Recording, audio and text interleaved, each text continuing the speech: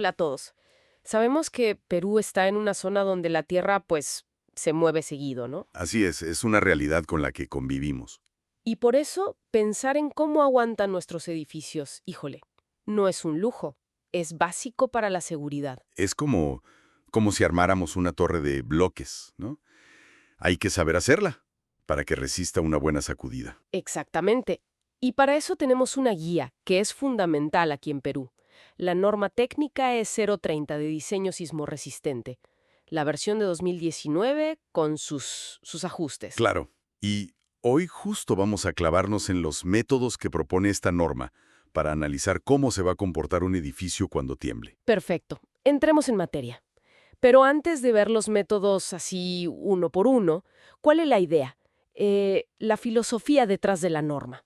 O sea, ¿qué busca proteger más que nada? Mira, la filosofía es muy clara y pone la vida primero, siempre. Busca evitar que se pierdan vidas humanas. Ok.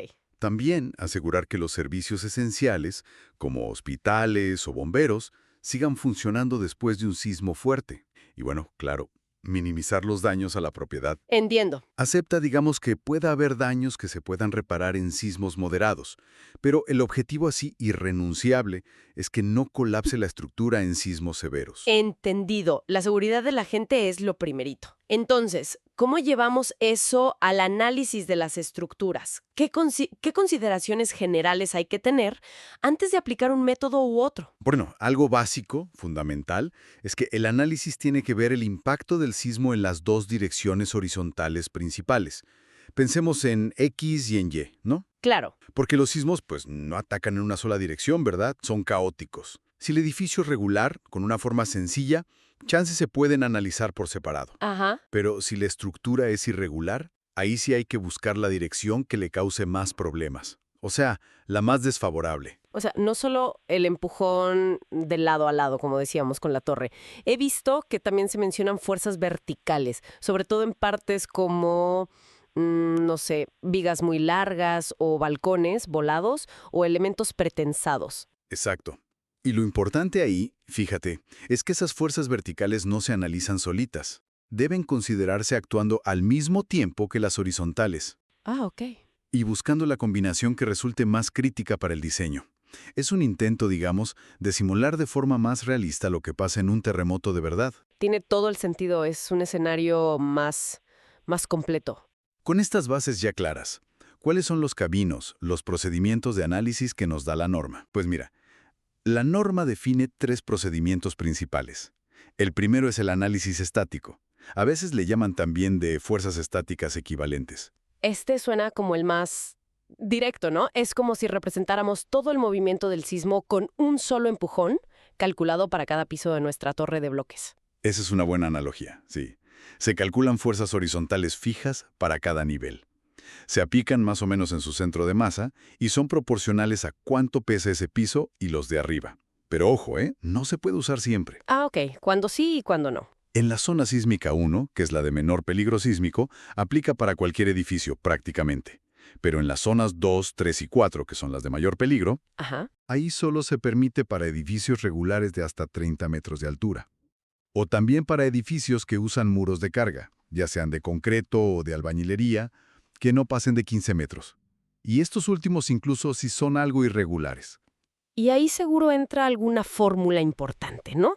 Creo que hay una para calcular la fuerza total en la base del edificio, la cortante basal, la B. Sí, esa es la famosa V igual a ZUCSPR. Es como la fórmula clave de este método. A ver, desglosemos un poco.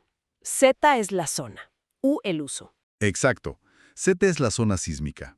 U es un factor de importancia según el uso del edificio. No es lo mismo una vivienda que un hospital, claro.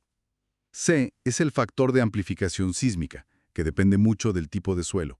Y R es el coeficiente de reducción sísmica, que tiene que ver con qué tan dúctil es la estructura, o sea, su capacidad de deformarse sin romperse. Ok, y aquí hay un punto crucial, importantísimo.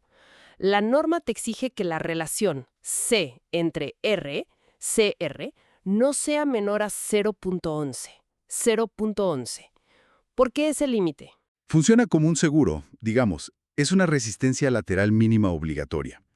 Es para evitar que se diseñen estructuras demasiado flexibles, que se muevan demasiado, incluso si estás en una zona de bajo riesgo o si usas un sistema estructural muy dúctil. Interesante ese piso mínimo de seguridad que impone la norma. Bueno, ¿y si un edificio no cumple con estas condiciones para el método estático? ¿Qué hacemos? Si es más alto o irregular. Entonces, ahí sí tenemos que pasar al siguiente método, el análisis dinámico modal espectral. Este ya es obligatorio para los edificios más altos, los que tienen formas irregulares o los que son críticos, como hospitales o escuelas, que no calificaron para el estático. Aquí la analogía cambia, ¿verdad? Ya no es como un solo empujón estático.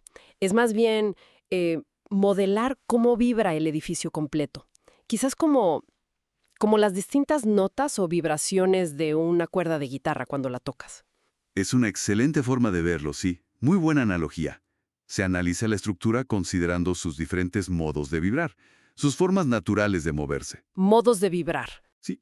Y la norma pide que considere suficientes modos para que, sumados, representen al menos el 90% de la masa total del edificio.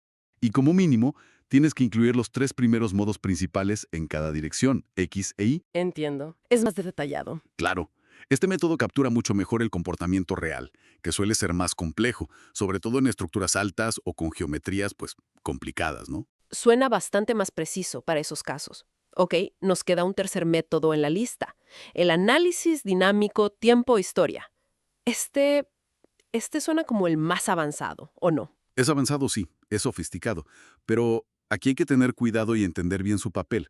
La norma lo define como un método complementario, Complementario. O sea, no es el principal. no para el diseño base. No está pensado, según la norma actual, para reemplazar al análisis estático o al modal espectral en el diseño principal de la estructura. Complementario. ¿Cómo entonces?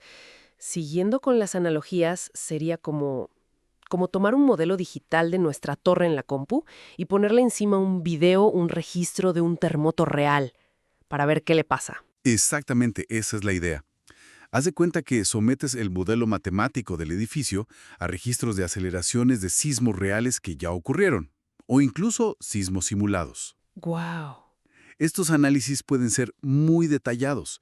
Incluso pueden considerar cómo se comporta el material más allá de su límite elástico, o sea, cuando ya empieza a dañarse.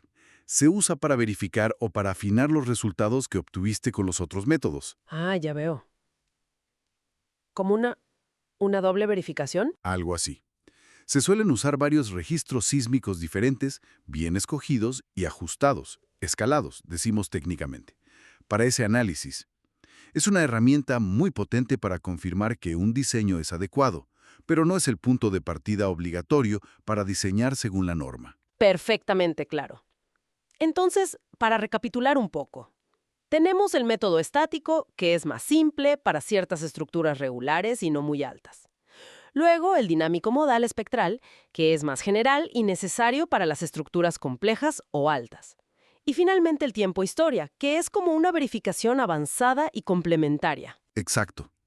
Y todos estos métodos, estas herramientas que nos da la norma E030, apuntan a cumplir ese gran objetivo del que hablamos al principio: diseñar edificios que, ante todo, protejan la vida de las personas durante un sismo. Así es, la norma nos da el cómo para diseñar edificaciones nuevas que sean seguras. Pero esto inevitablemente nos lleva a pensar en algo más grande, ¿no? ¿Cómo qué? Pues, ¿qué pasa con todas las construcciones que ya existen? Las que se hicieron hace años, antes de estas reglas, o con estándares que chance eran menos exigentes. La propia norma menciona la necesidad de evaluar y reforzar estructuras existentes. Claro, el patrimonio construido. Exacto. Atender esa vulnerabilidad que ya tenemos, la de lo que ya está construido. Ese es quizás el desafío más grande y más continuo para la seguridad sísmica real en Perú. ¿Cómo logramos cerrar esa brecha entre lo que exigimos para lo nuevo y la realidad de nuestro entorno construido? Es una pregunta, compleja. Definitivamente, un tema para reflexionar y seguir trabajando. Muchísimas gracias por esta explicación tan clara. Al contrario, un gusto.